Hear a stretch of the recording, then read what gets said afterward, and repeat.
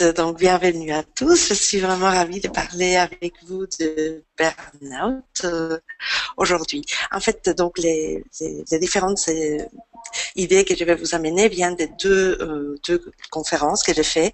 Une qui s'appelait Éviter l'effondrement chez l'adulte, que je l'ai fait avec le docteur Sylvie Mas, qui est un médecin généraliste, acupuncteur, mais néanmoins, elle est quelqu'un d'extrêmement spécialisé de par sa formation et de par sa pratique dans tout ce qui concerne la dépression, le burn-out et problématiques de ce type-là. Et aussi, il y a eu un déjeuner conférence très intéressant que j'ai donné à Bruxelles en 2013, qui s'appelait Brûler jusqu'à s'éteindre. Et donc, c'était un déjeuner particulièrement intéressant parce qu'il y a eu des échanges avec beaucoup de personnes qui étaient spécialistes dans les domaines et ils étaient assez intéressés par l'aspect systémique dont on va parler aujourd'hui. Donc voilà, on peut passer à la suivante. Alors j'ai choisi Goya les Colos pour parler de cet aspect des dépressions burn-out. En fait, c'est la première fois que je présente le burn-out en tant que tel tout seul. Bon, c'est le thème d'aujourd'hui et je vais évidemment essayer d'appuyer là-dessus. Mais effectivement, notre biais par rapport à Sylvie Mas et moi-même, c'est que le burn-out est une problématique dépressive. C'est-à-dire qu'elle est un type de dépression particulier et qui est lié aussi par les vides que les personnes qui sont en burn-out, dont on va parler, qu'elles vivent. Bon, il va y avoir un aspect addictif aussi. Et donc, c'est ça qui donne la spécificité, si vous voulez, à ce type de dépression. Voilà. Au suivant. Alors, ceci, c'est un peu les cafards desquels je voulais vous parler. Il s'agissait de Claudine, 59 ans, qui est une ancienne directrice Europe d'une grande firme pharmaceutique internationale. Elle a 23 ans d'ancienneté, et elle me décrivait les jours où elle est partie en maladie, donc elle a fait un arrêt maladie, comme les jours où c'était ma fête. Et elle explique, vous voyez, pour commencer, qu'après 6 mois où elle dormait pratiquement plus, elle travaillait du matin au soir et tout le week-end sans production de qualité. Elle s'est écroulée. Elle n'a plus jamais remis un pied dans la boîte et un mois après, elle entrait dans l'hôpital pour soigner un cancer.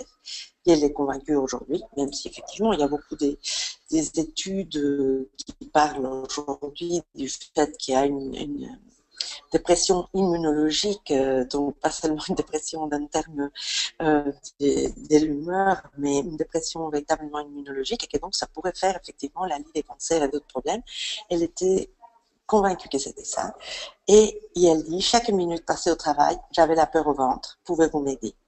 En fait, au moment qu'elle me parle de pouvez-vous m'aider, elle vient dans le contexte qu'elle a essayé 3 autres jobs à un niveau 2-3 niveaux inférieurs à ce qu'elle faisait d'habitude, et elle n'arrive même pas à tenir une semaine, elle s'écroule, elle s'effondre, et elle va quitter. Voilà, suivant.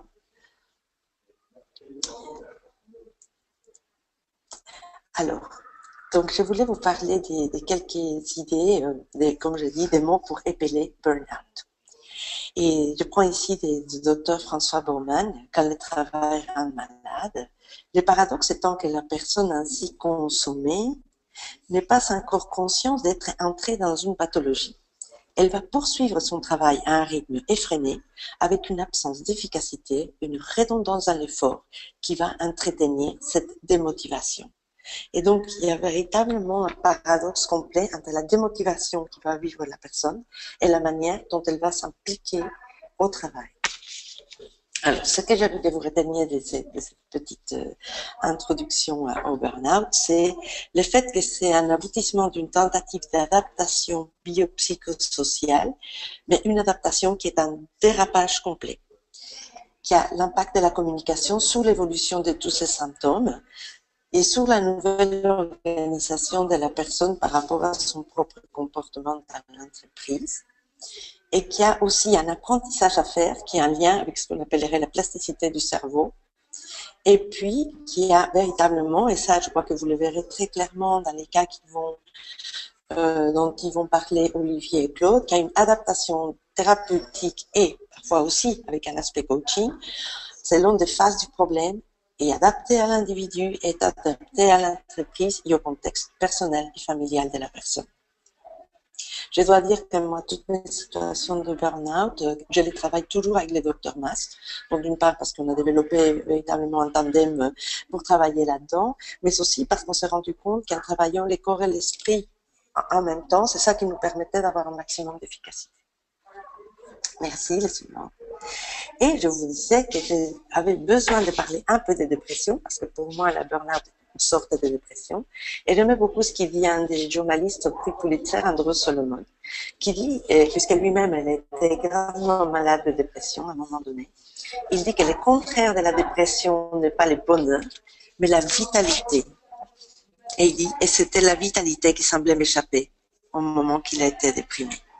Et donc, c'est vraiment important parce que, vous voyez, dans les burn-out, on va parler d'une activité, mais c'est pas une activité qui est faite avec de la joie, avec de la, on est entraîné, vous voyez, il y a pas, c'est véritablement comme un petit rat qui va pédaler, vous voyez, à l'intérieur d'une tâche et qui tourne. Et donc, il n'y a pas de but, il n'y a pas de fin, mais il y a ce besoin de pédaler en se disant, si je pédale, un jour, ça va s'arrêter. Mais évidemment, plus on pédale, plus la petite boîte va tourner et tourner et tourner en rond. Merci, Sylvain. Donc ici, vous voyez, j'ai choisi ces dessins de Bernard Paris, qui donc, je trouvais que c'était fabuleux par rapport à la manière dont moi je voyais les burn-out, parce que vous voyez un visage qui est complètement décomposé au milieu, il y avait plein de choses autour qui tournent et qui, à la place de structurer et donner un cadre, ça déstructure complètement la personne. Voilà, très bien, on peut aller au suivant, je l'ai vu.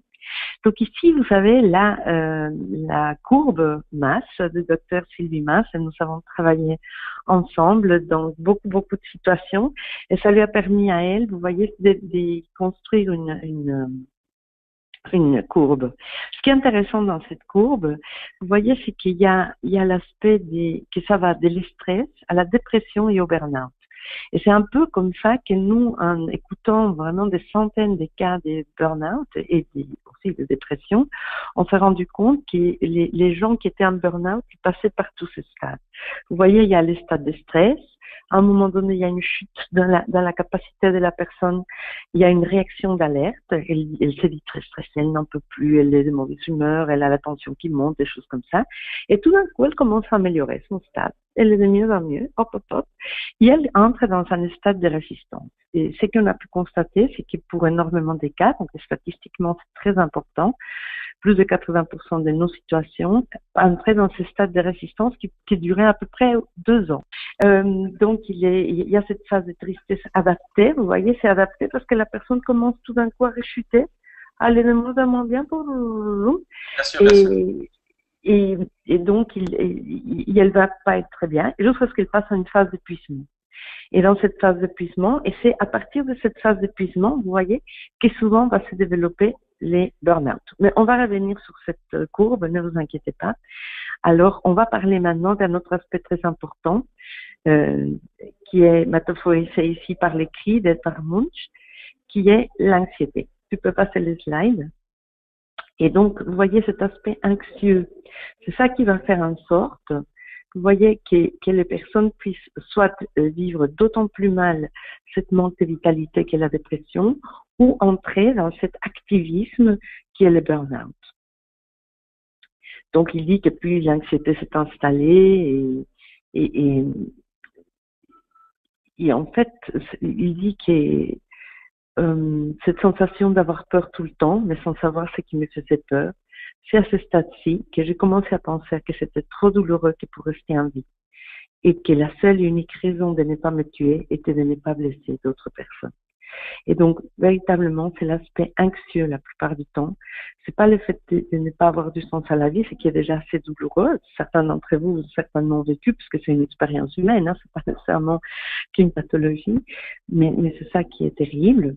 Et évidemment, c'est qui amène, et donc je voulais juste vous montrer ce petit slide, parce que, vous voyez, les recherches montrent que 19 personnes sur 20 qui tentent de se suicider échouent. Donc là, on peut dire, ouf, tant mieux. Donc, sur 20 personnes qui les tentent, il y en a 19 qui échouent. Mais les personnes qui échouent ont 37 fois plus des chances de réussir en faisant une deuxième tentative.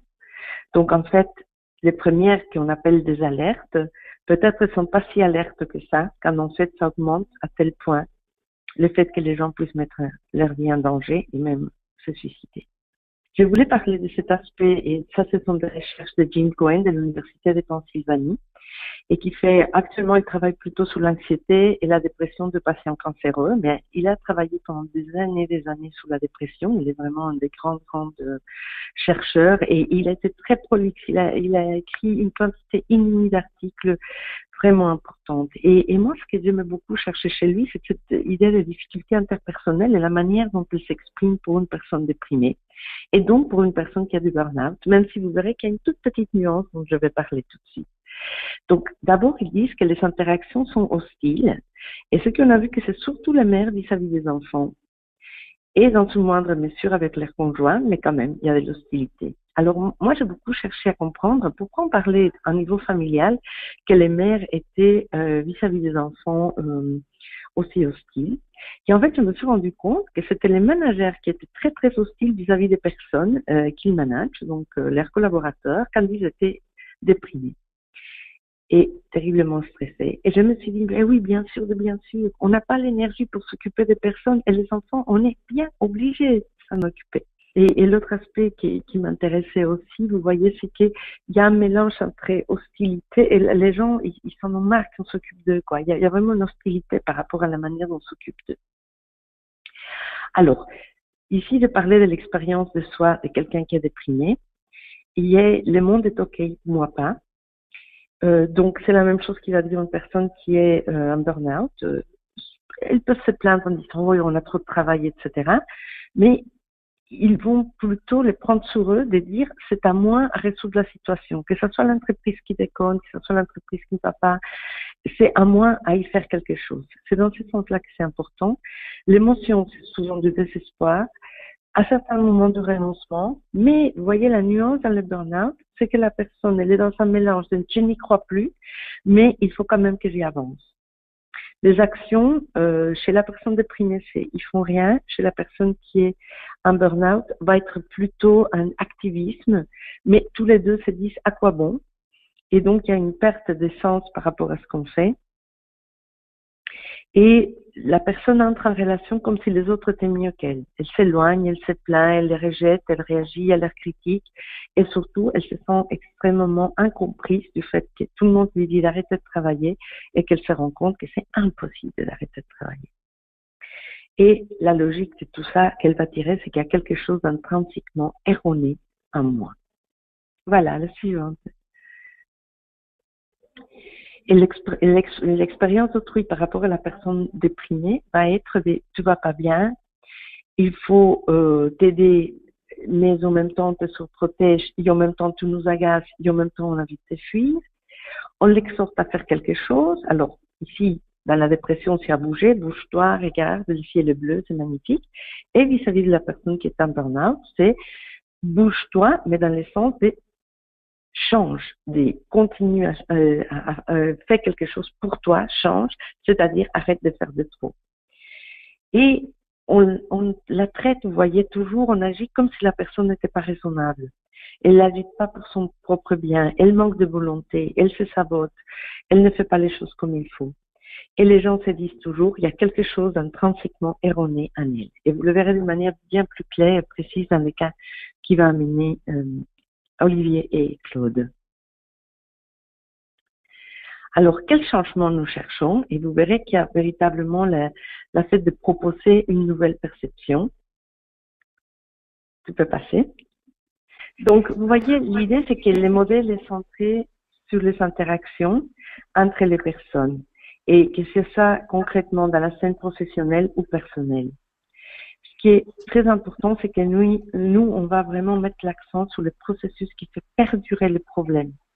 Et vous voyez qu'il est souvent alimenté, ça je pense qu'il est en plus le cas avec Claude et Olivier va vraiment le montrer, que c'est alimenté par des actions de bon sens qui consistent à faire plus de la même chose et à dire plus de la même chose à la personne.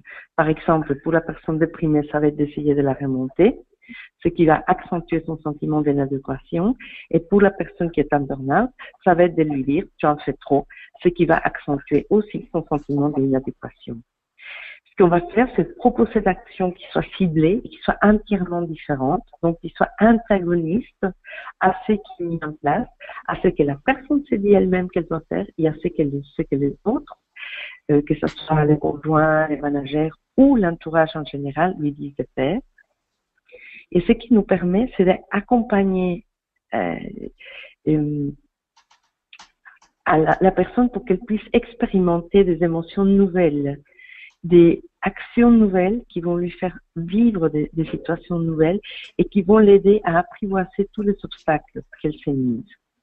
Par exemple, le fait de je ne peux pas aller en réunion si je n'ai pas préparé tous les dossiers de A à Z, mais il est 1h du matin, j'en peux plus, je suis épuisée, il me reste 2 heures de travail et si je dois bien me présenter à la réunion et bien parler à la réunion, bah, c'est terrible parce que si j'ai pas dormi au moins 5-6 heures, je vais dire n'importe quoi et la personne est complètement coincée.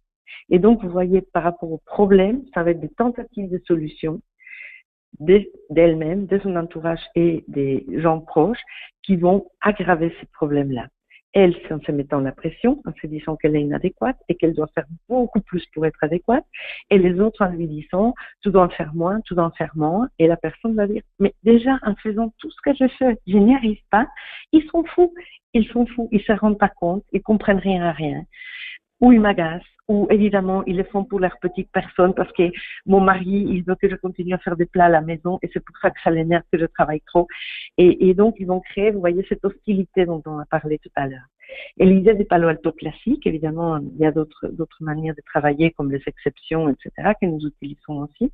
Mais Palo Alto classique, c'est de dire toutes ces tentatives de solutions qui nourrissent les problèmes, on va les arrêter. Et ça, vous allez le voir dans les cas précis qui va parler Claude et Olivier. Ce qui me semblait vraiment important, c'est de vous montrer ici les types d'éléments qu'il y a à chaque stade. Donc, dans les stades, vous voyez, où la personne commence vraiment à s'épuiser, ce que la personne veut, c'est simplement gérer l'émotion, la tristesse, l'abattement, la fatigue. Vous voyez? Et quand elle est au fond du trou, tout ce qu'elle demande, ça serait mettre en état. Elle demande pas un changement un changement des structures ou d'organisation dans la manière dont elle vit la vie. Tout ce qu'elle dit, j'aimerais me mettre en forme. Et le moment qu'il passe, vous voyez, dans cette courbe qui est vraiment, vous voyez les petits tonnerres, c'est les niveaux de dangerosité. Donc il y a les dangerosités qui est verte, c'est-à-dire que la personne peut attraper plus de rhume, être constipée, avoir un peu mal au dos.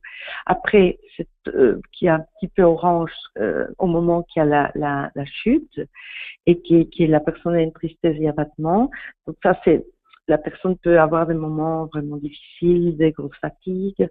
Quand elle est complètement au fond du trou, là, elle peut plus se lever du lit et elle se fait mal, vous voyez, au niveau des articulations, où elle peut avoir la tension très haute, etc.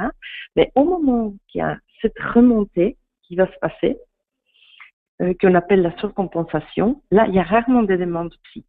Là, par contre, pour ma collègue Sylvie Mas, elle recevait quantité innombrable d'éléments des gens qui lui disaient est-ce que tu peux me donner des choses pour me revitaliser? Est-ce que tu peux me donner des remontants? Est-ce que tu peux me donner du ginseng? Parce que là, je sais que cette fois-ci, je viens de recommencer. Cette fois-ci, ça va aller. Je vais travailler comme un dingue pendant 6 mois. Avec ça, tous mes dossiers vont être à jour et j'aurai pu finir et je suis tranquille. Évidemment, comme on se rend bien compte, c'est quelque chose qui est impossible. Et à la fin, comme vous voyez, toutes les tonnerres où il y a un danger extrême, c'est au moment qu'on appelle la bifurcation. Dans cette situation-là, vous avez une quantité innombrable d'infarctus, des AVC, et vous avez aussi énormément d'hospitalisations en psychiatrie. Quoi qu'on en dise, vous devrez voir le nombre de personnes qui sont envoyées en psychiatrie pour des compensations à ce niveau-là. Voilà. Alors, tu peux aller un petit peu plus loin. Alors, voilà, ce que je voulais, c'était vous parler de ça. Vous voyez, c'est une chose importante, si vous êtes les collègues, si vous êtes même les psys dans un premier temps, c'est aider la personne à faire sens dans l'adaptation de son comportement à la situation. De lui dire qu'effectivement, elle tente de s'adapter à la situation, mais Et même dans les cas de dérapage les pires ou d'épuisement, c'est important de passer de l'état dans lequel elle se trouve au processus, vous voyez.